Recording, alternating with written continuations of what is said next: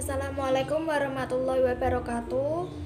Perkenalkan, saya Siti Maisaro, NIM 63 bersama rekan saya Adi Farudin NIM 41 dan Rika Fitri Habsari NIM 46. Di sini kami akan menjelaskan sejarah Al-Qur'an, yaitu sejarah penghimpunan dan pembukuan Al-Qur'an.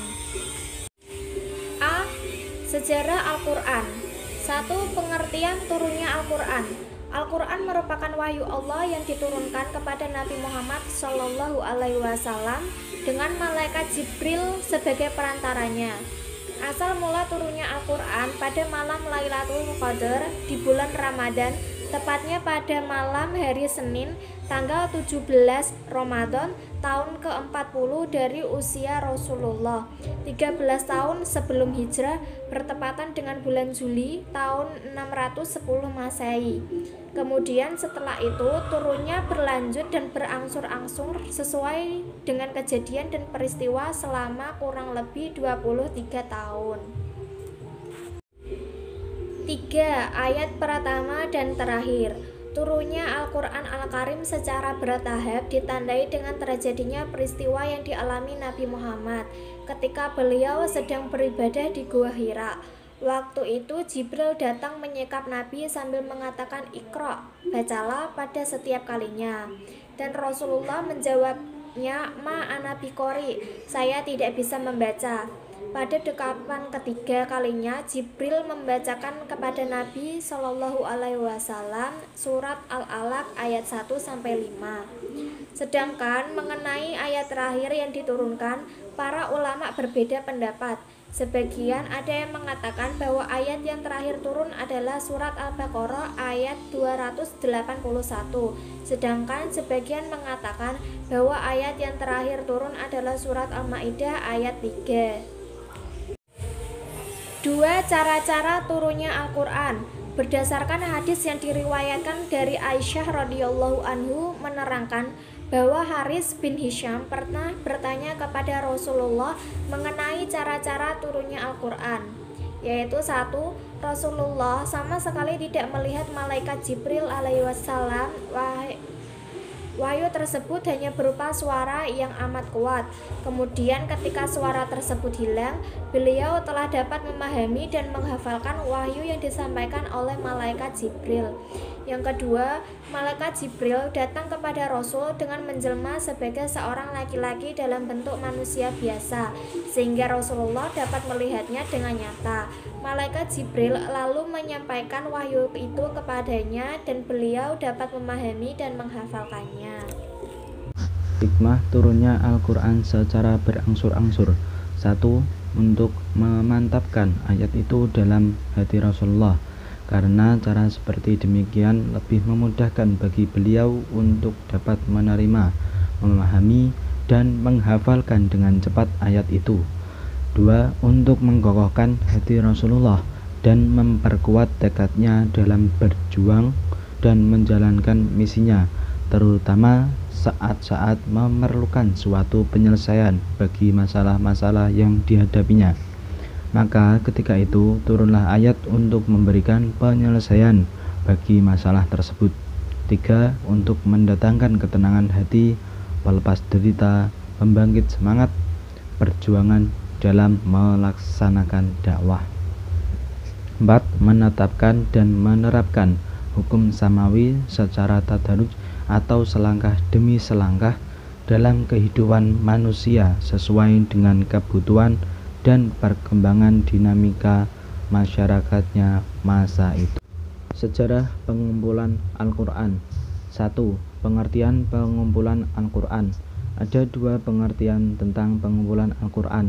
Yang pertama, pengumpulan Al-Quran dalam arti penghafalan di dalam lubuk hati, sehingga orang yang hafal Al-Quran disebut Jumma'u Al-Quran. Kedua, kata pengumpulan dalam arti penulisannya yaitu penghimpunan seluruh Al-Quran ke dalam bentuk tulisan yang memisahkan masing-masing ayat dan surah, atau hanya mengatur susunan ayat-ayat Al-Quran saja dan mengatur susunan semua ayat dan surah di dalam beberapa shahifah yang kemudian disatukan sehingga menjadi suatu koleksi. Al-Quran pada masa Rasulullah SAW. Pada masa ini pengumpulan ayat-ayat Al-Quran dalam bentuk hafalan merupakan metode yang dominan dibandingkan dengan metode tulisan. Hingga hafalan itulah yang menjadi pegangan umat Islam dalam penulisan Al-Quran. Akan tetapi upaya penulisan ayat-ayat Al-Quran pada masa itu tetap berjalan, yang penulisannya dilakukan oleh para sahabat pilihan atas perintah Nabi. Dalam hal ini, setiap Nabi selesai menerima ayat-ayat Al-Quran yang diwahyukan kepadanya, Nabi memerintahkan para sahabatnya untuk menuliskannya, di samping juga menghafalkannya. Penertiban dan susunan ayat-ayat Al-Quran langsung diatur oleh Nabi SAW sendiri berdasarkan bimbingan Jibril yang menjadi pesuruh Allah. Dalam hal ini para ulama sepakat mengatakan bahwa penyusunan Al-Quran yang demikian itu adalah tauqifi, artinya susunan surah-surah dan ayat-ayat Al-Quran seperti yang kita saksikan di berbagai mushaf sekarang adalah berdasarkan ketentuan dan petunjuk yang diberikan Rasulullah sesuai perintah dan wahyu dari Allah Subhanahu wa Ta'ala. Ketiga, pengumpulan Al-Quran pada masa Abu Bakar. Karena terdapat gugurnya para sahabat yang hafal Al-Quran menimbulkan kekhawatiran. Umar bin Khattab yang datang menemui Abu Bakar dan mengajukan usulan supaya segera dilaksanakan pengumpulan Al-Quran dalam bentuk pembukuan agar tetap terpelihara dan terjamin sepanjang masa. Dan pekerjaan ini diserahkan oleh Zaid bin Sabit mengingat kedudukannya sebagai pendamping setia Rasulullah.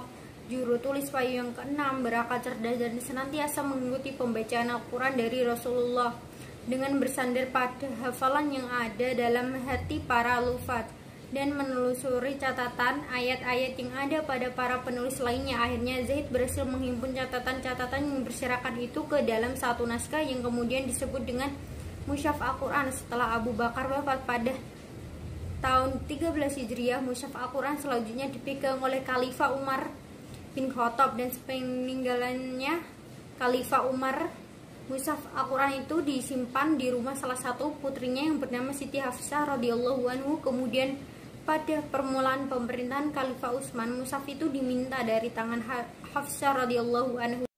Keempat, pengadaan Al-Quran pada masa Utsman. Pada masa pemerintahan Khalifah Utsman bin Affan, penyebaran Islam bertambah luas. Para Al-Quran pun tersebar di mana-mana dan setiap wilayah belajar Al-Quran dari qori yang dikirim kepada mereka. Terdapat adanya perbedaan bunyi huruf dan bentuk bacaan. Kondisi ini menimbulkan pertikaian, permusuhan, dan satu sama lain saling mengkufurkan karena soal bacaan Al-Quran. Selain itu, penulisan Al-Quran yang dilakukan tanpa titik di atas atau di bawah huruf dan tanda bunyi menyebabkan kekhawatiran para sahabat akan menimbulkan penyimpangan dan perubahan. Akhirnya Utsman mengatasi perbedaan bacaan dengan cara menyalin dan memproduksi mushaf, kemudian mengirimkannya ke berbagai kota dan wilayah Islam, dan menginstruksikan agar orang-orang membakar mushaf-mushaf yang lain sehingga tidak ada lagi jalan yang membawa kepada pertikaian dan perselisihan dalam hal bacaan Al-Quran. Pelaksanaan gagasan ini dilakukan pada tahun ke-25 Hijriah.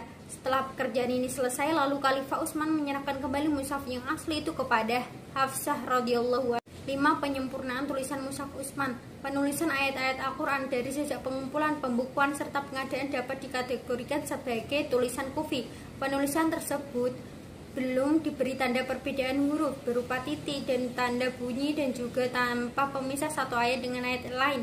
Hal ini memungkinkan terjadinya beraneka ragam bacaan yang berkembang di berbagai kota dalam negeri yang berlainan bahasanya. Oleh karena itu, pada tahun 65 Hijriah, sesudah masa pengadaan mushaf Utsman, beberapa orang pembesar pemerintah berusaha memikirkan tanda-tanda tertentu yang dapat membantu dan memelihara pembacaan Al-Quran yang benar.